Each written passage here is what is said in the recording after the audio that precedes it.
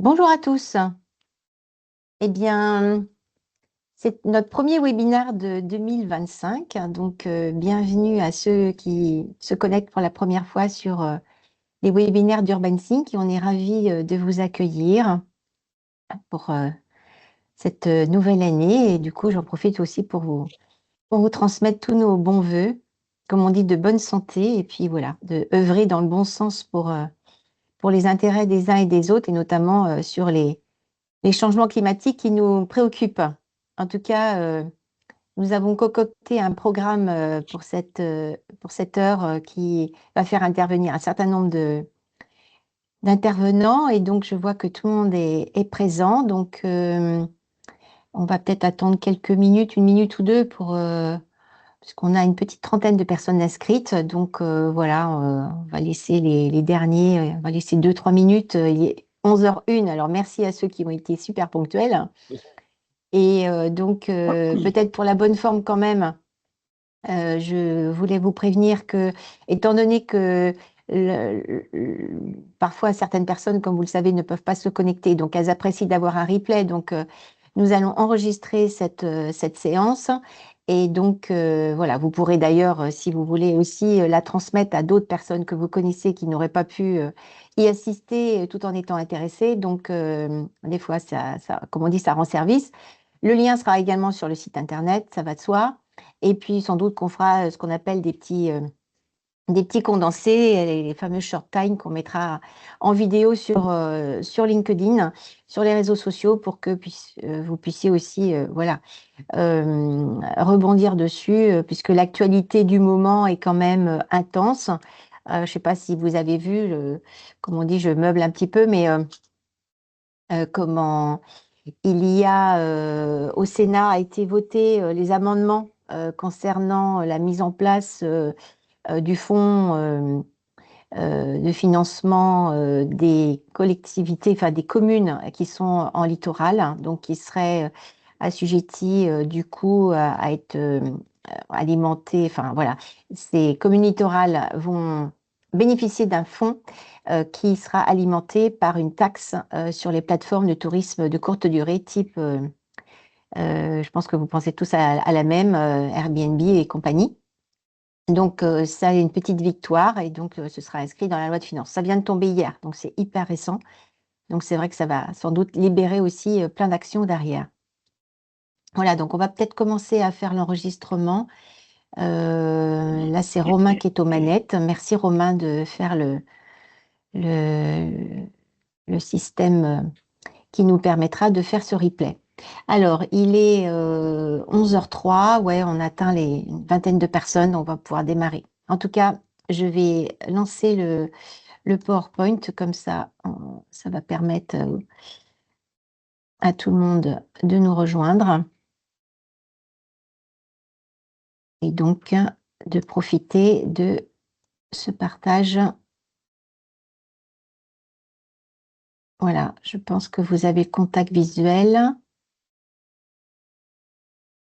Est-ce que quelqu'un peut me faire un retour là? C'est bon? Oui, c'est bon, voilà, ça Merci marche. Jean-Charles.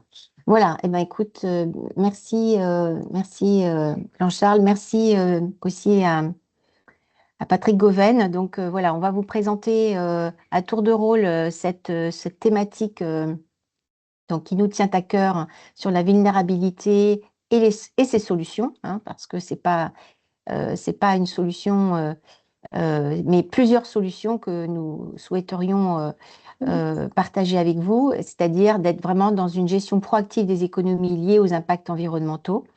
Et pour ce faire, donc, nous allons écouter Monsieur Goven, qui représente à la fois à son titre de président du syndicat d'hôtellerie de plein air sur le département 56, mais aussi à son titre d'exploitant aussi du camping de Kerpenir, et d'un autre aussi sur la région de Rennes. Et Monsieur Jean-Charles Rattel de Abilève, avec Gérard aussi, son père, qui est parmi nous. Et donc, nous allons devoir excuser l'équipe Sauvillage qui a eu un empêchement finalement et qui ne pourra pas nous rejoindre. Mais je pense que Jean-Charles Rattel saura, ou Gérard Sampéré saura faire le porte-parole de leur expérience et de leurs décisions aussi importantes par rapport justement à faire face à ces enjeux climatiques. Alors voilà, donc c'est le go. Je vous propose du coup de découvrir les retours d'expérience que nous avons avec Abilev, hein. Donc, comme vous, peut-être vous ne le savez pas, mais Abilev a été lauréat du 7 d'or, donc nous les félicitons. Alors, c'est vrai que c'est intéressant comme retour de solution, mais peut-être avant de parler de ces solutions pratico-pratiques, je vais laisser le soin à M. Goven d'introduire, si je puis dire, par son retour d'expérience personnelle aussi à l'échelle de son établissement sur son risque, puisque lui, il est face mer, donc c'est le risque de submersion marine, hein, puisque on a plusieurs types de vulnérabilité, hein, donc il y a la submersion marine, il y a les feux de forêt, il y a les inondations, donc on en entend beaucoup parler là en ce moment, pas seulement en France, hein, mais vous avez vu ce qui s'était passé aussi si je puis dire, la façade ouest des États-Unis. Donc voilà, personne n'est à l'abri d'événements, on va dire, pas faciles à prévenir. Donc l'objectif, c'est de sécuriser au maximum les choses et aussi de déclencher les fameuses actions qui permettraient de prendre en fait le taureau par les cornes et de faire face aux enjeux principaux. Donc, le principe, en fait, et ce que la préfecture aussi vous demande, c'est forcément de gérer à travers et de raconter un peu la prise en charge de vos solutions à travers le dossier de sécurité. Donc, je pense que M. Goven va en parler. Et le but, c'est vraiment d'identifier tous les impacts et de voir aussi le crescendo de ces impacts et de façon à anticiper les prises de décision qui sont devant vous, et bien entendu de dialoguer aussi, parce que l'enjeu est souvent dans le dialogue, de trouver des solutions avec vos partenaires, type partenaires évidemment d'assurance. D'ailleurs, je crois qu'il y en a certains qui sont connectés, qui sont dans ce métier, donc ce qui montre aussi leur intérêt au sujet. Donc, j'ai dit ça vite fait en introduction d'attente, si je puis dire, mais il y a eu une publication hier soir comme quoi le Sénat avait voté les amendements de modification à la loi de finances 2025 et pour créer le fonds d'érosion côtière. Donc, c'est une députée de la région de Bordeaux qui a apporté le sujet que vous voyez en photo. Elle s'appelle Sophie Panonacle et donc elle se entre guillemets, félicite de cette acceptation parce que, effectivement, le fait d'avoir un fonds financier permet de reconnaître le risque et de le prendre en charge aussi collectivement par cette taxe.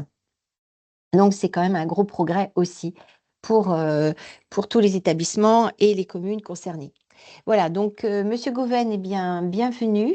Je vais vous laisser vous présenter, bien entendu, mais quelques mots peut-être d'introduction qui vont vous permettre de faire part de votre retour d'expérience. Vous exploitez le camping de Carpénir qui se trouve sur la presqu'île de Locmariaquer, donc vous êtes vraiment dans une position, on va dire, ce qu'on appelle un bel emplacement, mais qui a quelques contraintes. Et donc, merci en tout cas d'avoir accepté cette invitation. Et je vous laisse le soin de raconter comment vous avez anticipé justement les risques et quelle est votre vision stratégique de votre établissement par rapport à ça. Parce que je sais que vous avez été très proactif. Merci Ganaël pour ces propos. Voilà, donc Patrick Goven, je suis propriétaire d'un terrain de camping depuis 2008 sur la presqu'île de Locmariaquer. Et donc par ailleurs, je préside également Destinée des campings du Morbihan, donc je défends leurs intérêts, je les représente. Je suis également membre du conseil d'administration, donc vice-président auprès de Nicolas Daillot sur l'Union bretonne de plein air. Et là, j'ai en charge le développement environnemental, la transition écologique des campings de Bretagne. Et par ailleurs, je suis également administrateur au niveau national. Voilà. Et, alors, c'était un camping que j'ai repris en 2008, hein, dans les conditions assez particulières, puisqu'il était fermé. Donc, c'est un challenge de reprendre ce camping. Et puis, bon, j'ai fait mon travail avant tout, qui est un travail, notre mission, c'est de faire du chiffre d'affaires comme toute société, mais le métier du camping, c'est d'accueillir et le service. Et derrière, effectivement, j'ai vite découvert qu'il y avait ce volet sécurité, puisqu'en 2010, malheureusement, il y a eu, comme vous le savez, la tempête Xynthia, avec les effets vraiment dévastateurs qu'ont eu en particulier chez nos collègues de Vendée. Et dans la foulée, les services de l'État, sous la houlette de Nicolas Sarkozy à l'époque, ont donné des directives euh, de faire donc des cartographies. Et donc chaque département, en secteur côtier, on fait des cartographies dites de submersion marine. Et je me suis pris la mienne, hein, c'était quasiment décembre 2012, avant Noël, un mail, un vendredi. Voilà, monsieur, un arrêté du préfet et vous faites partie de la liste des campings à risque et de surcroît en zone rouge. Joyeux Noël. Immédiatement, je réagis, je contacte les services de l'État par téléphone et par courrier, aucune réponse. Il a fallu que j'attende le passage d'une commission de sécurité liée au camping à risque pour bien évidemment avoir le premier contact administratif. Et ça s'est très bien passé puisque j'avais pris les devants, j'avais regardé le cahier des charges et donc j'ai pris conscience de ça. Bon, tout se passait très bien pour nous. Et puis est venu, donc ça depuis des années quand même, hein, parce que je parle de ça, donc 2012, commission de sécurité 2014, et a eu lieu donc ces dernières années, comme vous le savez, des incendies, feux de forêt ou pas. Et là, on a vu donc dans la foulée, l'année dernière, les services de l'État comptaient à la manœuvre. Donc, les services de l'État, c'est quoi? Vous avez donc une préfecture par département et le préfet autour de lui, il a différentes directions, dont la direction de la sécurité. Donc, vous avez un directeur ou une directrice sécurité qui est à la manœuvre avec également des services et tous les services qui vont avec, dont les services de gendarmerie, de police, du SDIS et la sécurité civile. Et là, donc, ils ont décidé de réactiver les dossiers sécurité. Jusqu'ici, on avait un arrêté qui concernait la submersion marine. Et là, il a été décidé d'élargir les risques et, entre autres, d'avoir de nouveaux risques. Outre la submersion, il y avait les inondations, très certainement justifiées dans certains cas. Vous avez ensuite, ils ont rajouté le trait de côte qui est plus récent. Ensuite, les risques donc d'incendie et les ruptures de barrage. Vous avez donc 5 risques majeurs qui sont dorénavant enregistrés par le service d'État et pour lesquels une étude est faite par département. Nous, le département lui-même, ont été à la manœuvre et ont immédiatement réagi. Alors, nos filières de partenaires, entre autres, mais comme d'autres filières, on m'a sollicité pour participer à cette commission de sécurité et représenter ma filière. Et ça s'est passé dans d'excellentes conditions, puisqu'on a eu un réel dialogue avec les services de l'État. Et par contre, donc j'ai travaillé avec eux. Voilà. Alors, au niveau national, il faut savoir qu'en parallèle, malgré tout, en mars 2023, est sorti le guide sur la sécurité du terrain de camping, qui a été validé par notre filière nationale et également par les services de l'État. Et ça, c'est vraiment le livre de chevet qu'il faut avoir. Alors, moi, je l'ai en guide papier, j'ai offert à l'ensemble des administrateurs, mais également, vous l'avez au fichier PDF, vous pouvez l'obtenir, il est disponible sur Internet ou auprès de nos fédérations. Ça, c'est une Bible. À l'intérieur, c'est très bien fait. Vous avez des exemples concrets, hein, un rappel de la réglementation, ce qu'il faut faire, etc., avec des plans ménagers. Donc ça, c'est un précieux conseil. Il faut l'avoir auprès de vous, entre autres, si vous tenez un terrain de camping. Alors, dans mon cas, donc, lorsque j'ai eu ça, bien évidemment, dans l'arrêté du préfet, on avait une cartographie, mais je dirais globale, avec des codes couleurs qui ne donnent pas grand-chose. Effectivement, vous avez du jaune, du violet, enfin du mauve, et puis voilà. Donc, je me suis dit, ça c'est bien, mais en plus, moi, je faisais une extension à l'agrandissement, donc je voulais vraiment voir l'état du risque. Et c'est là que je me suis rapproché donc, des services de Carpentan, où on a dit, voilà, qu'est-ce qu'on peut faire? Qu'est-ce que vous me proposez? Donc là, eux, leur mission, c'est de proposer du service. Ils ont les outils, les experts en la matière, et on a commencé à travailler. Et l'objectif, c'était quoi? C'était d'avoir la cartographie de mon camping vis-à-vis des risques, mais pas que. On voulait également intégrer dessus, vous voyez, ce qu'on voit rarement sur les cartes de l'État, l'ensemble de la topo, et puis également la partie emplacement et des bâtiments. Savoir où ils se situaient vis-à-vis du risque. Et là, donc on a fait différents travaux.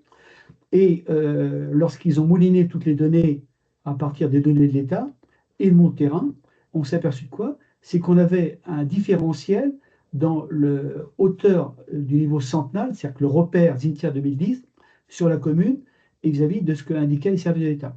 Nous, on était à 3 mètres et les services de l'État prenaient 3,70 m. Je ne dis pas l'écart que ça représente malgré tout, 70 cm en termes d'influence sur le niveau de la mer sur le terrain de camping. Et puis, on a été plus loin dans la démarche, on s'est dit, voilà, le risque, on nous impose le risque. OK, bon, c'est là, je ne discute même pas. Le risque, il est là. D'où il provient? Dans notre cas, on s'est aperçu qu'il provenait de l'anse du Talir, qui est le côté golfe du Morbihan, et non pas baie de Quiberon. La grande différence est là. Et ensuite, on avait également deux zones d'eau qui sont là naturelles, dont une d'eau de pluie et une d'eau de mer, qui, elles, ont bien sûr de l'eau qui reste et qui génèrent, en cas de submersion, de nouveaux risques.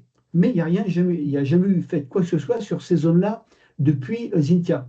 Donc, c'est une première question que j'ai posée à mes élus, disant, écoutez, il faut peut-être faire quelque chose, parce qu'il y a quand même, comme le rappelait tout à l'heure Ganaël, il y a quand même des financements qui existent depuis de nombreuses années, même si j'ai tendance à dire, comme Nicolas, que c'est le concours d'épines de la taxation pour chercher des fonds au niveau national. Mais on s'est aperçu, voilà, il y a ce risque-là également. Donc moi, j'ai trois sources de risque sur ma structure. Ensuite, quels étaient également les autres risques? Parce que moi, j'ai mon risque, mais s'il y a du risque chez moi, il y en a ailleurs. Et il y en a entre autres sur les réseaux. Il y en a sur les réseaux des eaux usées de la commune qui passent devant chez moi. J'ai des pompes de relevage qui appartiennent également à la commune qui sont présentes. Et puis également, j'ai également des concentrateurs Enedis qui distribuent l'électricité. Donc si j'ai de l'eau, ils en ont également, avec les risques. Donc il faut également les prendre en compte. Et ensuite, on a également cette partie, même si vous voyez sur cette cartographie-là, nous, même à 3 mètres plus 60, qui est le maximum, vraiment le maximum retenu à date, et même dans le Morbihan, la dernière cartographie qui est préparée et l'arrêté qui va sortir, on va être à 3 mètres plus 20. Moi, j'ai mis 3 mètres plus 60, comme ça, je me dis, dans les 10 ans à venir, j'ai déjà, au moins, j'ai tenu compte de ça pour ma structure. Donc, on a, et également, vous avez la partie évacuation. Parce que vous voyez mon terrain là, bon, vous avez une grande partie qui n'est pas en submersion à 3 mètres plus 60. Par contre, la partie basse où on évacue, eh bien, on a un problème, parce qu'on ne peut pas évacuer.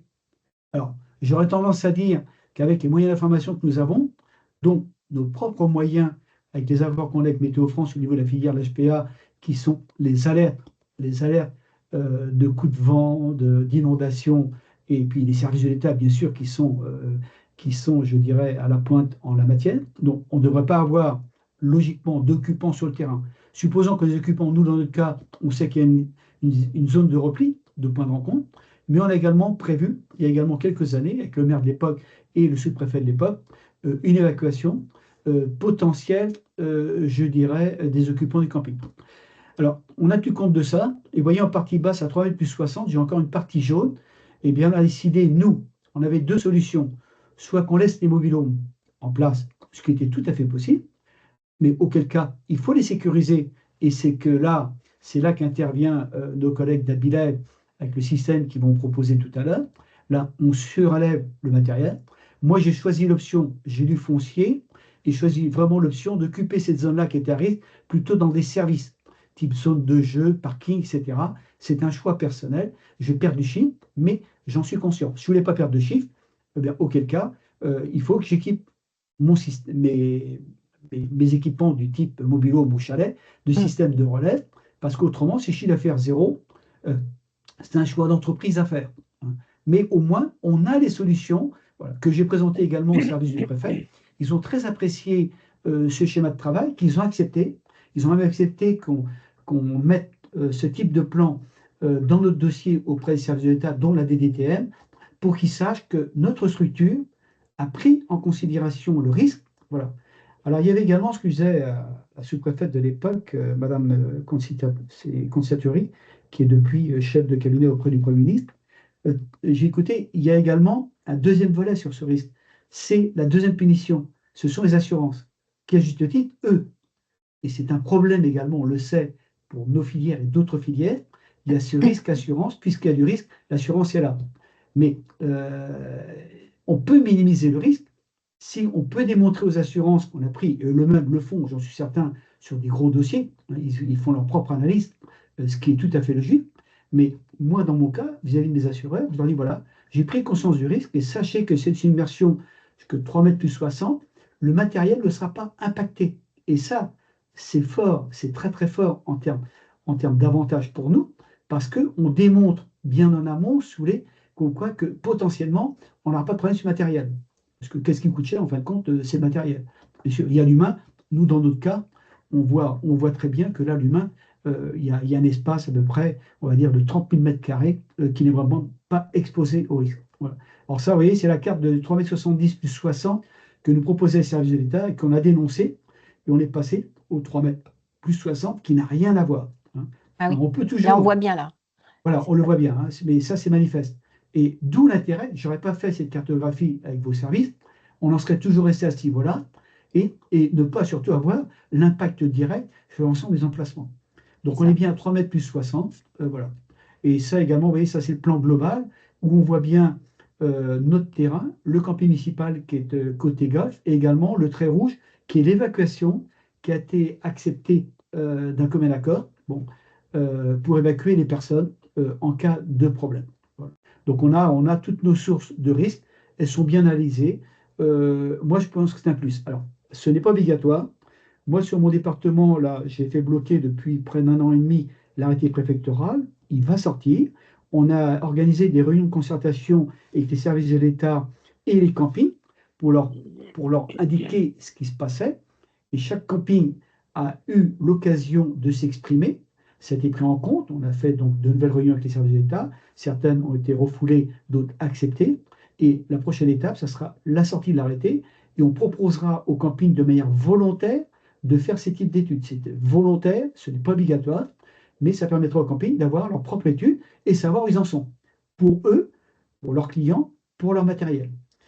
Voilà un petit peu ce que je voulais dire sur ce point. Bon, ça a demandé quand même plusieurs mois de travail entre nous. Ça n'a pas toujours été facile, je reconnais, parce que, c'était un dossier parmi des dizaines et dizaines que l'on a, nous, à traiter au niveau de notre filière. Voilà, et on va encore, vous voyez, la semaine prochaine, j'en profite pour vous dire qu'il y a le salon IAB, donc, qui va se dérouler à Vannes avec nos collègues, donc l'Union bretonne, les Pays de Loire, de Normandie, du Centre-Val de Loire, où on va avoir différents sujets de ce là qui seront de toute façon abordés en tout état de cause. Voilà, je suis éventuellement, s'il y avait des questions, je suis disposé à répondre immédiatement aux questions ou ultérieurement, puisque je suis très engagé dans cette démarche, qui, à mes yeux, une face cachée de notre filière, mais ultra prioritaire. On peut pas. Le risque, il y a des personnes qui ne s'en occupent pas, mais le risque, quand même, il faut le savoir, s'il y a vraiment un souci de risque, les services préfets sont amenés à prendre des mesures. Alors, des mesures de date d'ouverture, comme c'est déjà le cas dans certains départements. Nous on n'a pas d'opposition là-dessus, ou voire même de fermeture provisoire ou définitive de structure en fonction des risques. Il y a des collègues pour d'autres risques, crise, inondation, subissent ça. Alors, je suis assuré, lorsque vous êtes dans cette situation-là, vous avez un risque d'incendie comme une de nos collègues, vous savez, c'est vraiment très difficile. Hein. C'est pas notre mission, c'est vraiment d'avoir une structure, d'accueillir les gens dans les meilleures conditions possibles. Merci, Monsieur Goven. C'est vrai que je pense que vous avez bien résumé la situation et je trouve que je vais revenir en arrière pour introduire les propos de Jean-Charles Rattel. C'est sûr que la négociation et l'impact aussi financier forcément du risque, quand on regarde la carte du 3 mètres plus 60 avec la carte du 3,70 plus 60, on a quand même un impact ici, vous voyez, on est à 62 emplacements du coup en aléa, enfin exposés, et là on en avait pratiquement la moitié de concernés, alors que là la situation On en aura zéro. Hein. Voilà, maintenant vous êtes à zéro, donc le vous projet avez de la pris en nouvelle charge. configuration, on aura 0 emplacement qui seront vraiment dans la zone de submersion C'est ça. à 3 mètres plus 60. Alors qu'on me demande, hein, c'est acté avec les services du préfet, à 3 mètres plus 20. Le Voilà, prochain sinon arrêté. vous auriez eu un risque à 20 la moitié de votre camping qui était Mais je reste convaincu, bon, je serai pas dans la concerné. manœuvre, hein, mais dans quelques années, on sera à 3 mètres plus 60, très certainement, ce qui me semble tout à fait logique. Il y avait même des discussions qui étaient à 3 mètres plus 1 mètre, vous voyez, dans certains services. Mais on va un petit peu à l'extrême comme dans les autres dossiers, dans le trait de côte pour lequel je travaille également, puisque mon camping a été retenu dans le cadre des études, et avec le ministère et le cabinet d'études spécialisé. Bon, on voit bien qu'il faut avoir la concertation et surtout de suivre de près ces dossiers pour éviter que l'on parle en votre nom. Et on peut parler de nous uniquement en ayant des éléments concrets de cartographie qui ne sont pas discutables puisque ce sont les bases de données de l'État. Et Voilà. ça me semble important. Eux-mêmes n'ont pas d'objection en la matière. Uniquement, comme quoi qu'il peut y avoir des écarts dans les études, les calculs. Effectivement, il peut y avoir des écarts. Mais en attendant, ma cartographie, elle est là et elle démontre bien la position de ma structure et comme quoi que je suis hyper clair dans ce domaine. Et Voilà. derrière, c'est à nous de mettre en place les systèmes de sécurité, d'évacuation, enfin ce qu'on appelle la valise de sécurité dans les campings. Voilà. Parce que bon, je participe bien sûr aux commissions de sécurité. Sur le département, ça se passe toujours très bien parce qu'on a une réelle concertation. Même lorsqu'on voit un point négatif, eh bien, on est là pour le faire améliorer. Et on sensibilise en permanence les structures à ça. Très bien. Bah, écoutez, super, on va dire, si je puis dire, transition. Merci, Patrick Goven.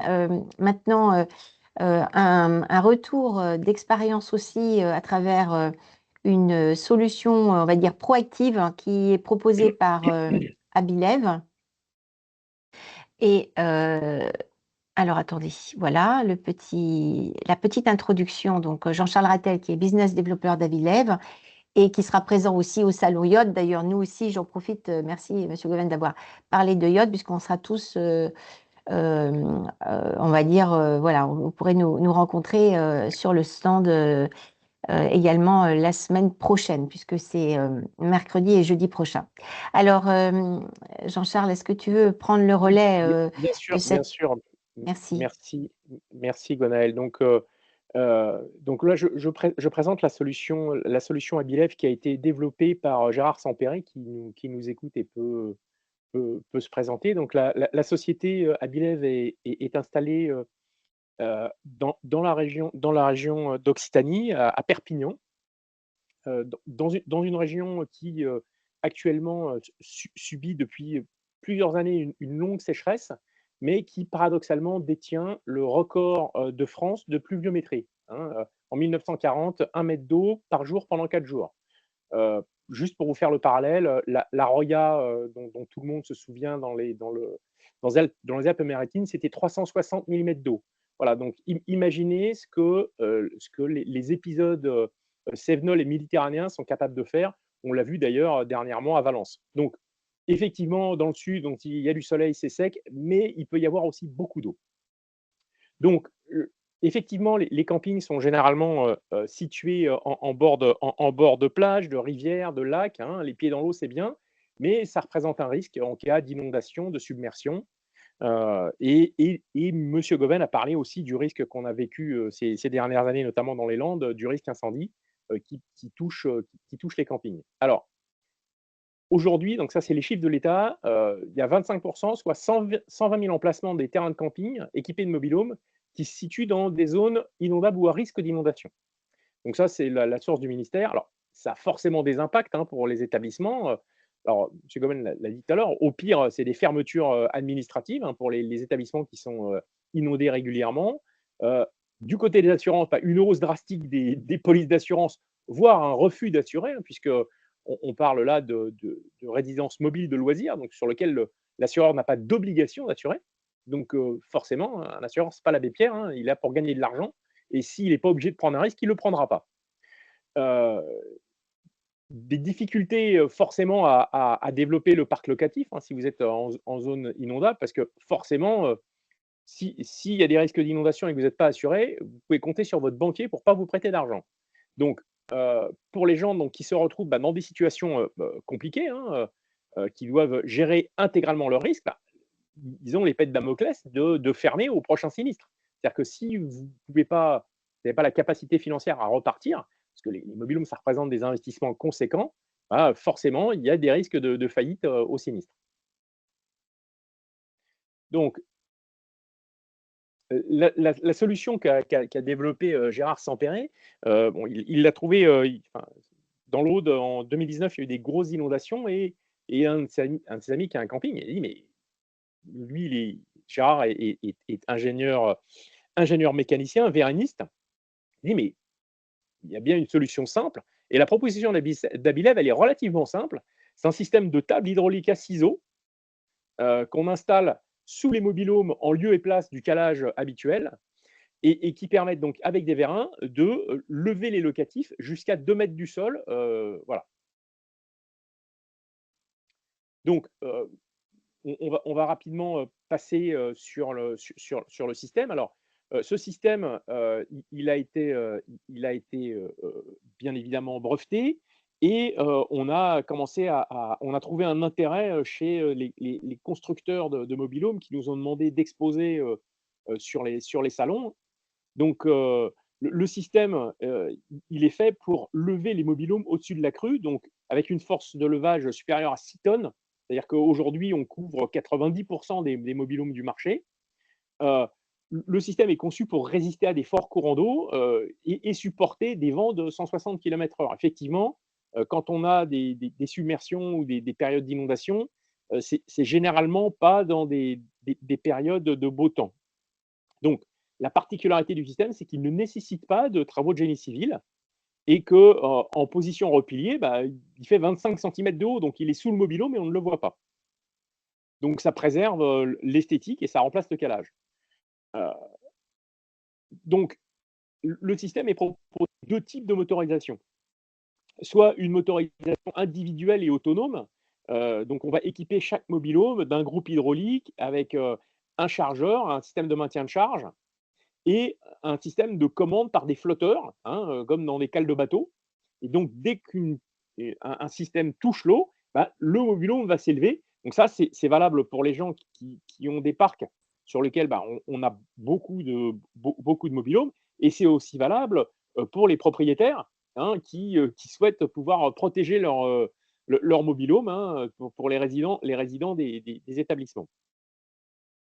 La deuxième solution, la deuxième motorisation, c'est une motorisation hydraulique collective, où là, on va avoir un groupe hydraulique autotracté, un moteur à essence, qui est présenté là devant le mobilhome, donc qui va contenir 120 litres d'huile et qui globalement permet de lever 20 mobilhomes en une journée. Donc là, c'est un rapport, on dit, voilà, on compte un quart d'heure par mobilhome le temps de bouger, mais lever un mobilhome à 2 mètres du sol, ça prend 1 minute, une fois que la connectique hydraulique est montée. Voilà. Donc, ce qui permet au camping, avant une alerte, ils reçoivent une alerte, ils peuvent monter leur parc. Une fois l'alerte passée ou l'inondation passée, on nettoie et on redescend les mobilhomes. Donc, la solution, elle a été testée en conditions réelles. Et donc, M. Goven parlait de Xintia. Effectivement, moi, je suis basé en Vendée. Et donc, on a été se positionner et faire les tests à l'Estuaire du Lay, donc à l'Aiguillon-sur-Mer, donc qui est la ville qui touche la Faute-sur-Mer. Et là, en fait, on a positionné donc dans la cale du port de l'Aiguillon un mobilhome que vous reconnaîtrez que c'est un mobilhome de nouvelle facture que j'ai été chercher en déconstruction de façon à pouvoir faire les tests avec un matériel qui risque rien. Et on l'a installé et pendant une semaine, il a pris 2 inondations par jour, c'est-à-dire en l'occurrence la marée.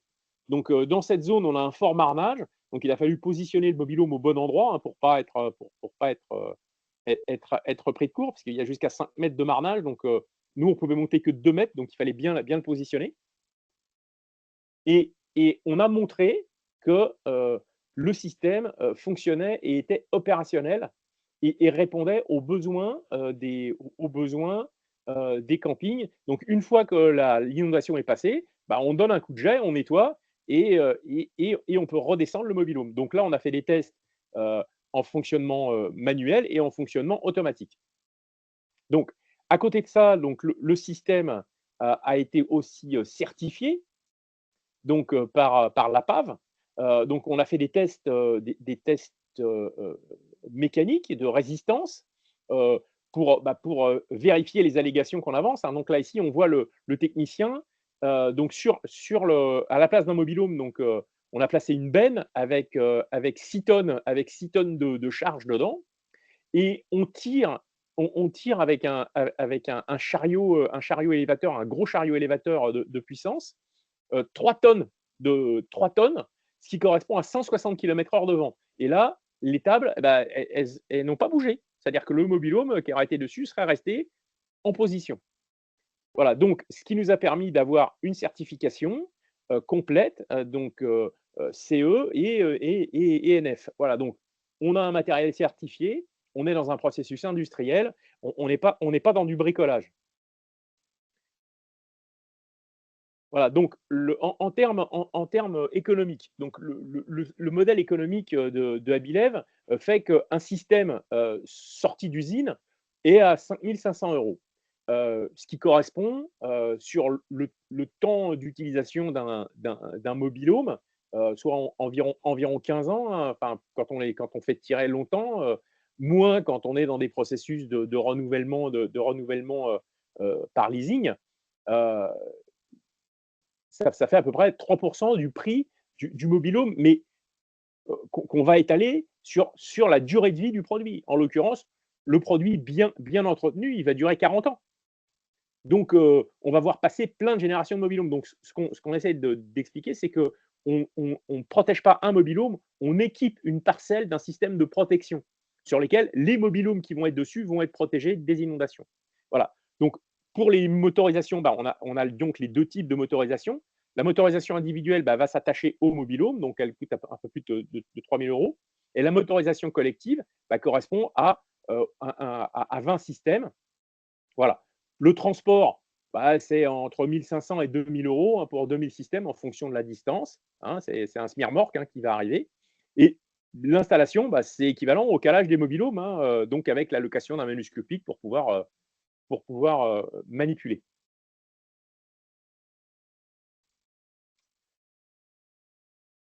Voilà, j'en ai parlé juste avant. Voilà, donc nous, d'une façon générale, nous, on garantit la structure des systèmes pendant 25 ans. La galvanisation de base, c'est 15 ans. Et autrement, ce qu'il faut savoir, c'est que quand on parle aussi d'une vision écologique, c'est de l'acier. Hein, c'est 90% du système, c'est de l'acier. Et c'est recyclable à l'infini. Donc, et on a aussi donc eu une approche non polluante dans le cadre des huiles qu'on utilise, puisqu'on utilise de l'huile biodégradable. Donc, il n'y a pas de problème. Et il n'y a pas besoin de faire des fondations et du ciment pour installer les tables. Et peut-être tu peux nous parler aussi du retour d'expérience du camping Oui, alors donc Périgord. aujourd'hui, donc Abilev commence sa production, puisque donc on a lancé le produit sur le marché au salon Atlantica, hein, c'était la première le lancement du produit. Ensuite, on a enclenché par le salon 7 et on sera à IOD la semaine prochaine. Donc aujourd'hui, on commence à avoir un certain nombre de clients, camping individuels ou des groupes, et on a lancé la production. Donc lancer la production, tout ce qu'on a présenté aujourd'hui, on était dans un mode, on va dire, artisanal, puisque c'était des prototypes donc qu'on a fait à la main. Et là, on a terminé la partie industrialisation. Donc le robot de soudure est calibré. Gérard Sampéret a commandé des tonnes d'acier. Et nous commençons la production aujourd'hui. Et nos partenaires, nos partenaires donc, attendent les systèmes pour les galvaniser. Voilà. Nos clients aujourd'hui, ce sont des gens qui doivent faire face à des risques d'inondation. Donc, en l'occurrence, pour le groupe Slow Village, on va équiper un camping qui se trouve dans le Périgord, un camping Slow Village Périgord, qui est en bord de Dordogne et qui malheureusement subit pas annuellement, mais presque, des inondations de ce fleuve qui est très sauvage et qui reçoit soit au printemps, soit à l'automne, des montées liées aux orages, et aux épisodes méditerranéens et cénols qui vont remonter sur le Massif central. Voilà, donc c'est un projet d'une vingtaine de mobil-homes qui va être déployé. Voilà. Donc, aujourd'hui, on a d'autres clients en Vendée, hein, sur un site qui est régulièrement, malheureusement, inondé, hein, puisque le Marais Poitevin porte bien son nom. Et on a vu aussi qu'on on commence à avoir des clients aussi dans la partie Val-de-Loire, parce que c'est forcément c'est un fleuve sauvage et qui est assez tumultueux. Et on a même pris, un de nos clients a pris la décision de dire je ne couvre que la crue décennale. La crue centenale, de toute façon, on monte à 5 mètres, donc c'est pas la peine d'essayer voilà.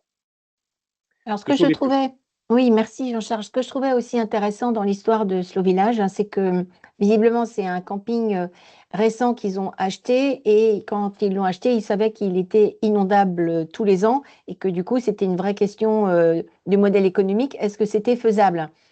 Et je ne sais pas si Gérard est là. Gérard peut peut-être prendre Je la ne sais main pas si vous sur. m'entendez. Oui, Oui, bien voilà, sûr, ce serait Gérard. bien, Gérard, si vous voulez nous raconter l'histoire, parce que ça vaut le coup quand même, c'est pas commun, donc je pense que ça mérite d'être partagé. Merci en tout cas Tout à fait, d'être tout à fait. connecté. Merci à vous. Voilà, bonjour à tous.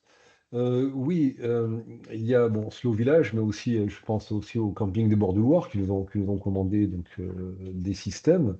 Ils ont un peu acheté leur camping en mettant tout leur.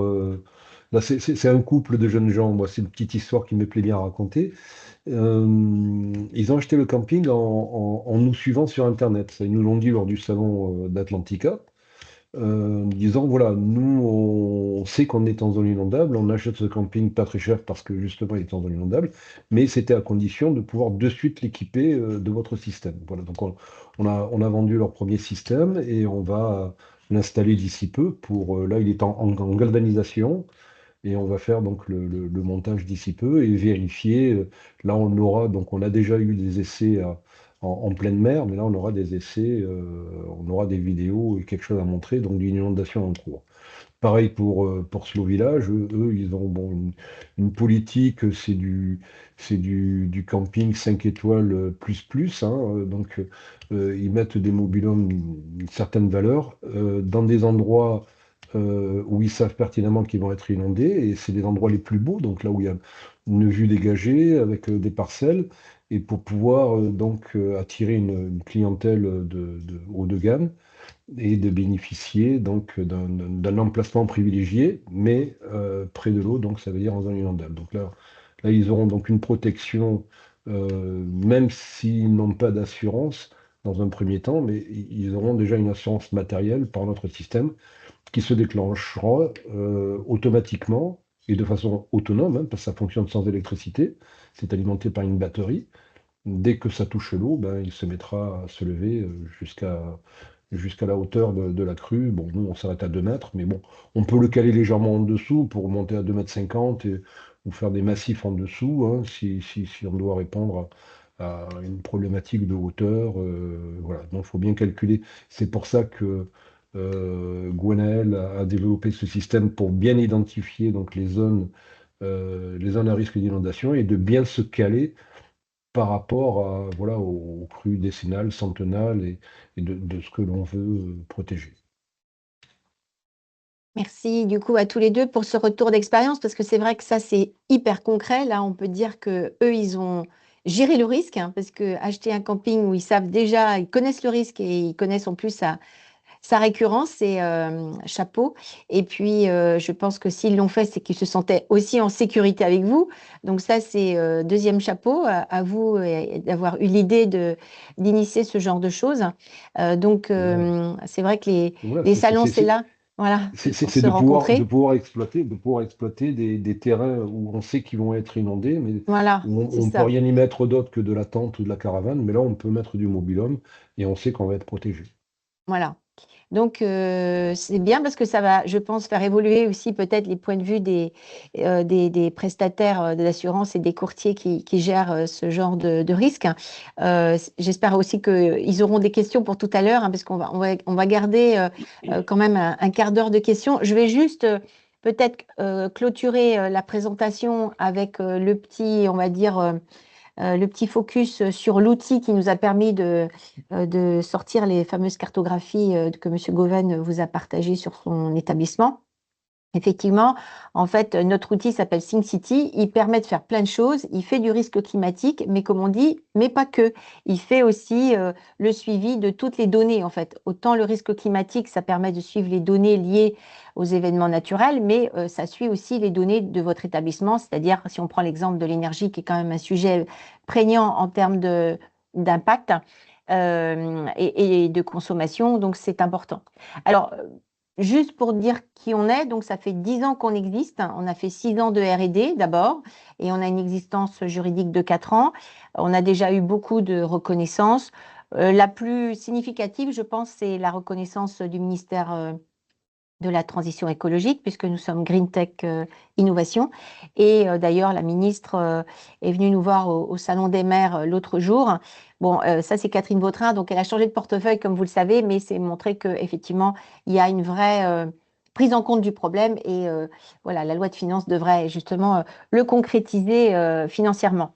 En tout cas, les vulnérabilités, c'est comme Gérard l'a expliqué tout à l'heure, on est sur de l'inondation fluviale et comme on a vu aussi avec Patrick Goven, sur du littoral. Donc, je pense que on peut dire aussi aujourd'hui que l'expérimentation du 56 est censée évoluer à l'échelle nationale. C'est pour ça que la Fédération nationale de l'hôtellerie de plein air voilà, n'est pas présente physiquement, mais soutient ce genre de démarche et en fait aussi communication à l'échelle nationale. Donc, on les en remercie d'avoir accepté de relayer aussi pour cette communication d'aujourd'hui.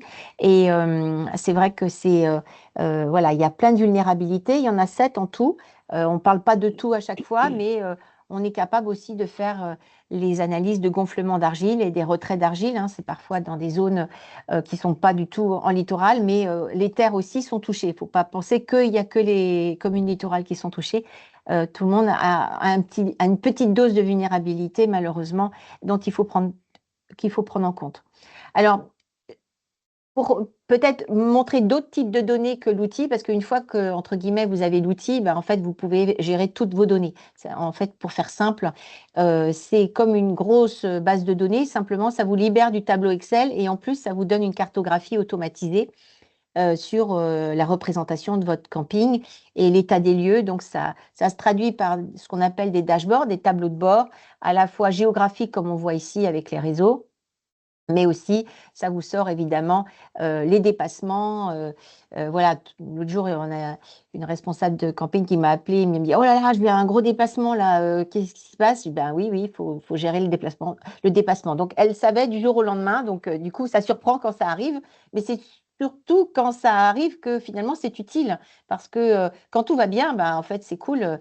Tous les jours, hein, ça se met à jour. Hein, donc, du coup, ça vous libère un peu, comme on dit, de la bande passante dans votre cerveau. Et vous savez que quand même, il faut jeter un œil, mais ça prend 5 minutes. Donc, c'est ça qui est cool, hein, c'est que ce côté libératoire, hein, si je puis dire, de l'information qui vous arrive, mais qui vous enlève aussi une part de tracasserie de la journée. Les choses qui sont aussi un peu nouvelles, hein, si je puis dire, et qui sont en passe aussi d'être, je pense, source je dirais, de valorisation. C'est ce que j'appelle la valorisation du patrimoine végétal, parce qu'on parle beaucoup des risques, c'est-à-dire on parle des problèmes, des tracasseries, des solutions qu'il faut y apporter. Donc ça, c'est une chose. Donc c'est très bien parce que le ministère, il est content parce qu'il voit que vous réduisez. Donc ça, c'est l'objectif premier. Mais pour nous, c'était aussi important de montrer que, comme ça a été dit par chacun d'entre vous, vous êtes dans les campings sont dans des zones belles, avec un potentiel environnemental extraordinaire. Sinon, vous n'auriez pas choisi ces emplacements-là. Donc, en fait, pour nous, c'était important de valoriser ce potentiel et de lui donner et on appelle ça une balance carbone parce que on sait que le bilan carbone, c'est du négatif. Ça vous donne, entre guillemets votre mauvaise note. Mais en fait, ce qui est important, c'est de faire la balance, c'est-à-dire, OK, vous avez un impact, c'est vrai, Mais vous êtes dans des sites absolument exceptionnels et qui ont une valorisation aussi en puits de carbone. Cette fois-ci, c'est du plus. Le puits de carbone est là pour compenser, entre guillemets, vos impacts.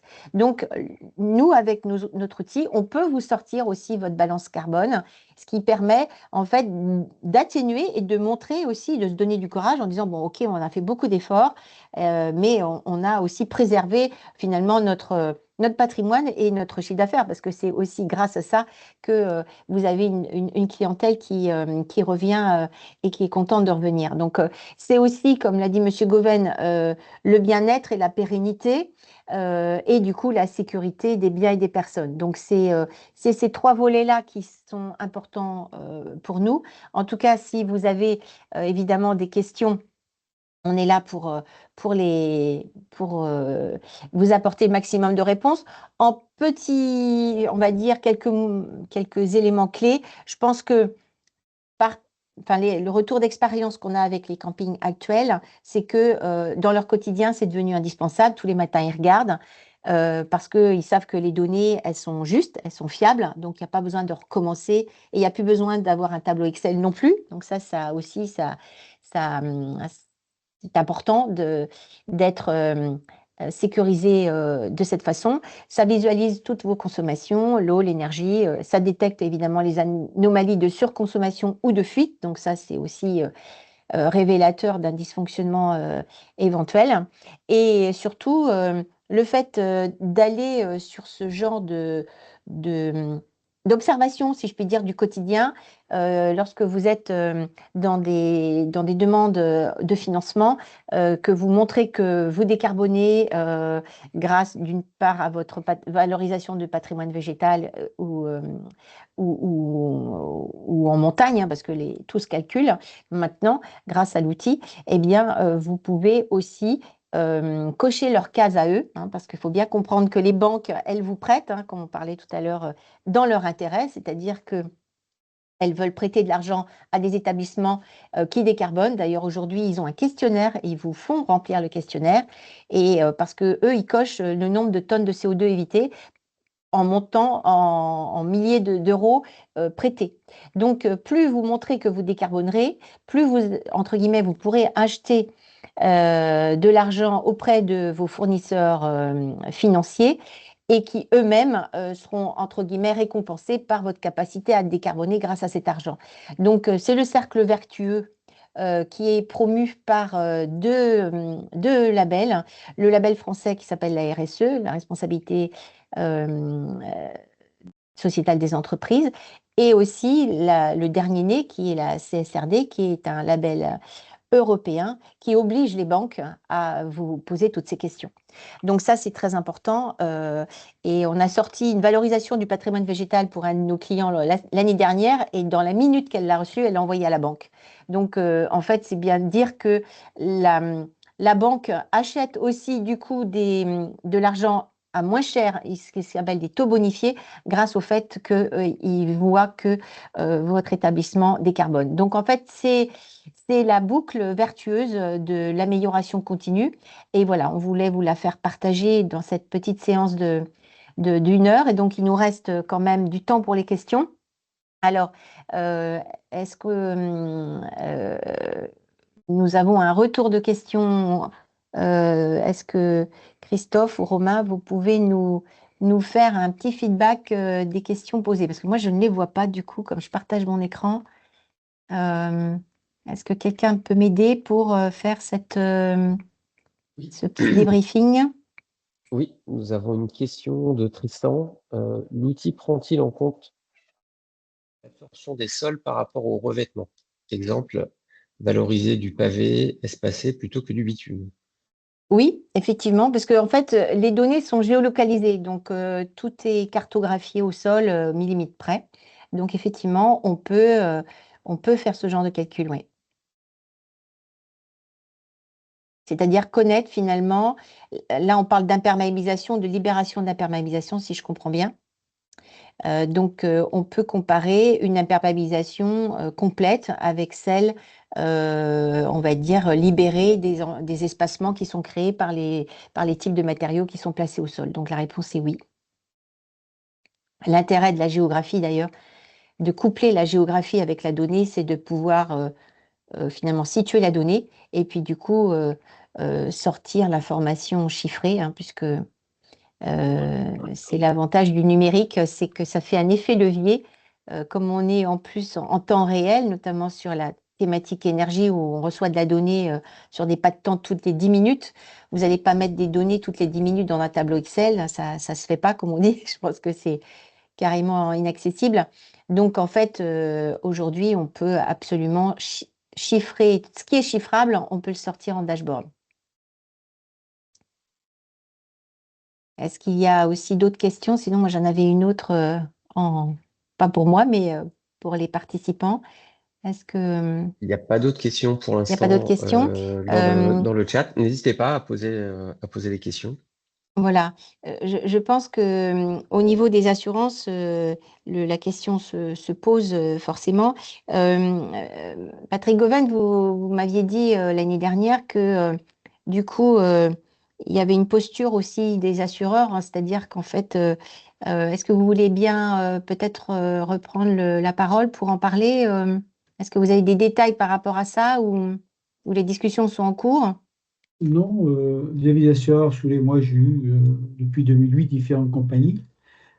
La première, c'était AXA, et puis 2 ans après, ils nous ont lâchés. Je ne sais pas pourquoi, je n'ai pas eu de sinistre, mais a priori, donc, il y a trop de sinistres à la filière, donc voilà.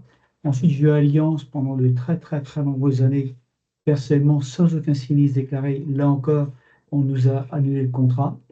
Et actuellement, je suis pas un courtier où ça se passe bien. Et j'ai eu l'occasion récemment, une compagnie de choses françaises qui m'a contacté là pour. Donc j'ai expliqué, à chaque fois, j'explique bien la situation de mon camping, de ce qu'on a fait. Il m'a dit, écoutez, ça ne pose pas de problème. Nous également, on l'a regardé.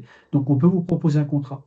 Donc c'est un atout, mon sentiment, ce que je disais tout à l'heure, d'avoir, d'être très clair surtout, hein, de ne pas cacher le risque ou de cacher le nombre d'emplacements ou de quoi que ce soit. De toute façon, ça sera visible et de plus en plus, de ce quoi l'intelligence artificielle, les satellites, etc. Donc, autant être très clair. Et pour moi, je pense ça comme un atout. Effectivement, ça demande un investissement, comme je disais tout à l'heure. Effectivement, on ouvre ce dossier sécurité qui ne nous plaît pas toujours parce que c'est pas notre métier. Mais cela étant, bon, lorsque j'ai un contrôle des services de l'État, alors bien sûr, je suis proactif, hein, j'organise des réunions avec les services de l'État, je propose au camping. On a très peu de monde, hein. La semaine prochaine, je ferai mon assemblée générale et j'ai expliqué qu'on a eu malheureusement que quelques campings à venir aux réunions qu'on a organisées avec les services de l'État, que ce soit tout ce qui est ressources humaines, tout ce qui est DGCCRF, c'est leur problème, hein. Moi, j'ouvre les portes et je fais le dialogue. Je propose du dialogue. Et quand j'ai un contrôle, et ben, le contrôle souvent est toujours au mauvais moment. C'est à 11 heures, on a plein de monde. Ben, ils viennent, ils sont là. Mais derrière, je sais que c'est clair. Voilà. Et pour moi, c'est plus important. Et la chance qu'on peut avoir dans la filière, c'est que, bon, moi j'en fais partie, mais comme Nicolas et bien d'autres collègues, on donne de notre temps pour travailler des dossiers complexes, parfois à caractère juridique. C'est un enrichissement personnel, je le prends comme ça. Tant que la matière grise sous le chapeau a une très belle lumière, eh bien, il faut en profiter. Et puis on avance, hein. Voilà. Mais c'est les propos que je vous tiens par ailleurs, hein, lorsqu'on se côtoie, vous l'avez bien compris, Ganaël, ou mes interlocuteurs. Il faut qu'on aille de l'avant et surtout pas se voiler la face. Ça ne sert à rien. Voilà, ça c'est comme la maladie, hein. Moi, j'ai fait un check-up. Et puis voilà, et puis un check-up, eh bien, ça me démontre comme quoi que ça colle bien. Et puis tant mieux. Et dans notre structure, on doit faire la même chose. Et du coup, vous avez parlé de l'arrêté. Donc, en fait, là, vous parlez pour votre département. Donc, j'imagine que tous les préfets vont petit à petit aussi s'engager dans des arrêtés préfectoraux. Est-ce Écoutez, que vous avez des informations par rapport à ça? non, je n'ai pas d'informations, mais c'est une certaine logique. Je connais bien les rouages des services de l'État, puisque je les côtoie depuis une quarantaine d'années. J'étais par ailleurs président de fédération nationale dans les vins spiritueux et auprès de la Commission européenne dans les années 2000, 2010, 2008. Si un département le fait, c'est parfois l'initiative effectivement d'un préfet ou de ses services qui ont eu des sinistres plus importants. Notre cause, il faut savoir, c'est quand même des préfectures des régions. Les préfets se réunissent au niveau régional avec le préfet de région. Ils abordent des grands dossiers majeurs et vous avez les ministères. Donc, mon sentiment, tous les départements potentiellement sont à la manœuvre avec leur direction de sécurité sur ces problématiques de sécurité, avec non plus un seul pôle qui était le pôle en particulier du submersion marine pour les secteurs côtiers, et là derrière vous avez 4 risques, on a 5 risques. Voilà. Bon, vous voyez, moi, le dialogue, on a fait bloquer l'arrêté qui voulait sortir il y a près d'1 an et demi. J'ai fait bloquer. On a dit non, on va rentrer en dialogue. Ils ont accepté. Parce qu'on apporte sous les. Hein. On n'est pas, il ne faut pas. Les services d'État ont leur mission. Ça les rassure sous les de voir, moi, entre autres, pour ma structure, un, ils n'ont pas à payer. Et deuxièmement, je m'engage. Donc, c'est tout gagnant pour les services de l'État. Et à partir de là, j'ai pas eu d'objection. On a discuté, on m'a laissé le temps de présentation, on m'a dit oui, on accepte. Voilà. Et derrière, j'ai présenté également le flyer d'Abiled. J'ai écouté en plus, vous voyez, pour les campings à risque, on a des solutions. Maintenant, le camping, il fait son choix. Soit qu'il met Abiled ou un autre système. Bon, moi, je soutiens Abiled, mais il y a certainement d'autres systèmes. Certainement, j'avais vu les systèmes ballons, etc., qui, mon sentiment, n'a pas la même fiabilité. Mais le camping a le choix, soit qu'il protège son matériel, auquel cas il n'y a pas de problème avec les services de l'État, pas de problème avec les assurants, et puis il génère du chiffre d'affaires. S'il ne peut pas, d'un moment donné, il n'aura plus de RM, de résidence mobile de loisirs, à l'emplacement qui est un risque. Et là, il n'y aura plus de chiffre d'affaires. Donc c'est une. Et tout à l'heure, les chiffres qui ont été donnés, pour ramener le ratio sur, mettons, la location, moi j'en fais pas, location bail sur l'immobilier, du crédit bail, sur 7 ans, ou sur 15 ans pour certains. Là, vous êtes à la partie économique d'entreprise. Et là, je suis assuré, moi, je sais de tête immédiatement faire le calcul. Et je sais où ça va bien. Entre 0 de chiffre d'affaires, ou 1500 ou 2000 ou 3000 pour un emplacement nu, et puis 7, 8, 10, 15, 20 000 pour un emplacement équipé, vous savez, le ratio est immédiat. Voilà. Oui. Et ça, c'est une question de bon sens. Alors, c'est bon, nous, notre mission à nous, c'est de le rappeler. Oui, c'est ça. Dans nos filières, il faut répéter aussi. Là, je vais faire, je vous l'ai dit, j'organise, outre ces réunions départementales, j'organise également des réunions par secteur. Je vais au plus proche. Dans le Morbihan, on a 4 zonages qu'on va faire des réunions, on se déplace au plus proche de nos campings, et à l'intérieur, on essaie de trouver des chefs de file, et là, je vais animer ces réunions pendant 2, 3, 4 heures, et on va apporter des réponses. Voilà. Le camping qui est souvent seul, vous savez, lorsque le camping a de pépins, il ne viendra pas. Il souffre déjà. Voilà. Ouais. Mais dans votre cas, voilà. Ces réunions-là, vous les faites à l'échelle du département 56, c'est ça? Oui, c'est une initiative sur le département, oui. D'accord, donc vous allez faire ça avant la rentrée, avant le démarrage de la saison? On va le faire, oui, on va le faire sur le mois de mars, avant le démarrage début avril, parce que début avril, déjà, vous allez avoir les vacances de Pâques, etc. Nos collègues sur la manœuvre, je sais ce que c'est. Accessoirement, je tiens un terrain de camping. Oui, c'est ça. Avant cette réunion, là, j'étais avec des fournisseurs. Après, je suis avec mon responsable. On était hier en train de faire des lagages, vous voyez, du broyage, etc. Ah oui, c'est la saison, là, c'est sûr. Je vais rentrer du matériel, je vais faire du calage. Je tiens un terrain de camping. Voilà. Bon, en tout cas, merci pour votre investissement, parce que c'est grâce aussi à. Je sais que Nicolas Daillot vous fait beaucoup confiance sur ce pilotage expérimental, et donc il attend aussi.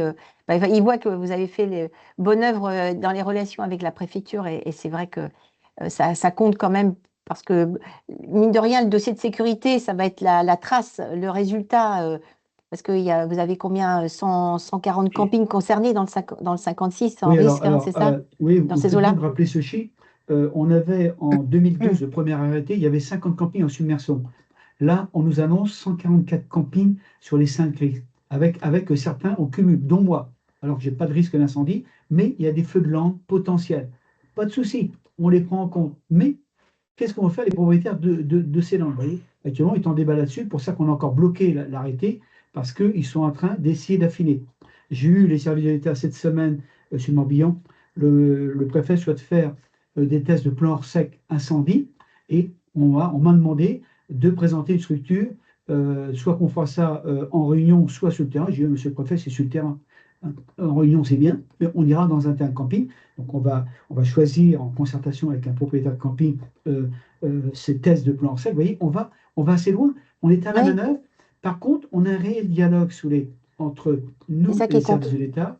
Et ça, c'est nécessaire. Mais ça ne se fait pas en un jour, en un mois. C'est une confiance réciproque. Oui, et je pense que le plan hors sec, je m'en doutais que le préfet allait bouger, parce qu'avec ce qui s'est passé aux États-Unis sur Los Angeles, c'est clair que ça fait frissonner.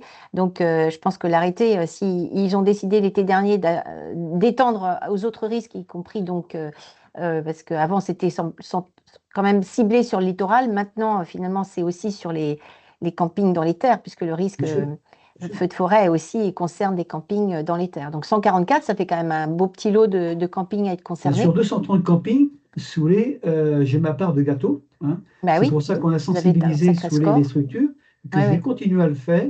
Maintenant, après, moi j'ai fait mon boulot. Hein. Je l'ai fait également pour ma structure. Voilà, je propose des solutions.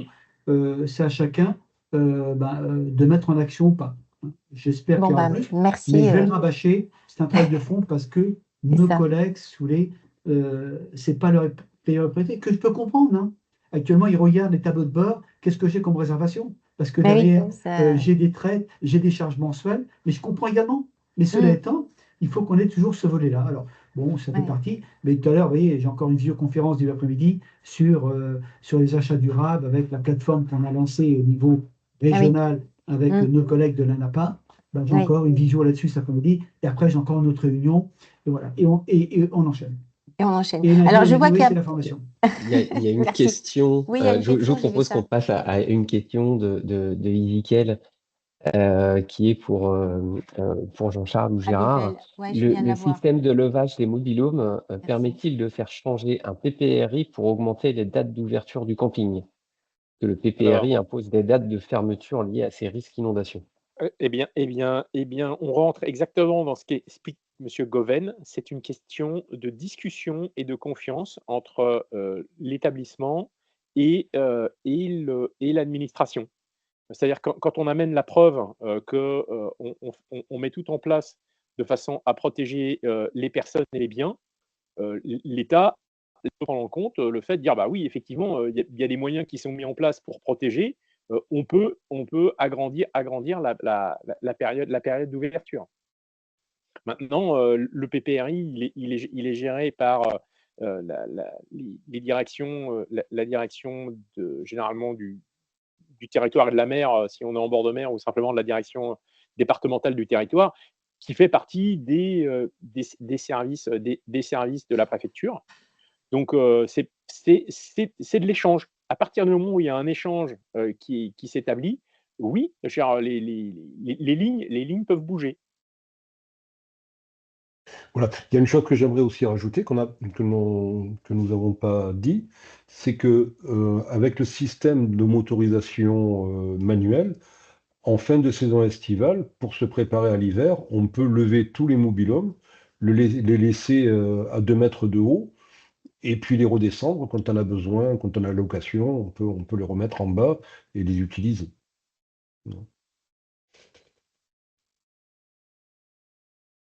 Alors, ce que je vous propose peut-être, c'est de vous mettre aussi à l'affichage pour ceux qui sont intéressés pour venir donc à Iode. C'est le salon du Parc Expo de Vannes. Je vais vous mettre une image que j'ai retrouvée là. Donc, vous pouvez vous connecter. L'accès au salon est gratuit, je crois, de mémoire. Hein. Donc, vous pouvez vous connecter facilement. Donc, ça s'appelle IOD, Salon des équipements du tourisme et de loisirs. Donc, il y a des ateliers. Alors, Abilev en anime un. Moi, j'en anime un autre. Je crois que c'est mercredi, d'ailleurs, hein, c'est ça. C'est intéressant de pouvoir aussi entrer en dialogue directement avec les gens. Donc, il y a les stands, c'est sûr, mais ce qui est intéressant, c'est un peu ce qu'on est en train de faire là, c'est poser les questions et les problématiques et surtout apporter des vraies réponses. En tout cas, voilà, si on a épuisé, comme on dit, toutes les questions, merci en tout cas de vous être connectés, d'être restés voilà, tout au long de cet échange. Merci à Monsieur Goven, merci à Monsieur Rattel et Monsieur Sampéré pour avoir participé.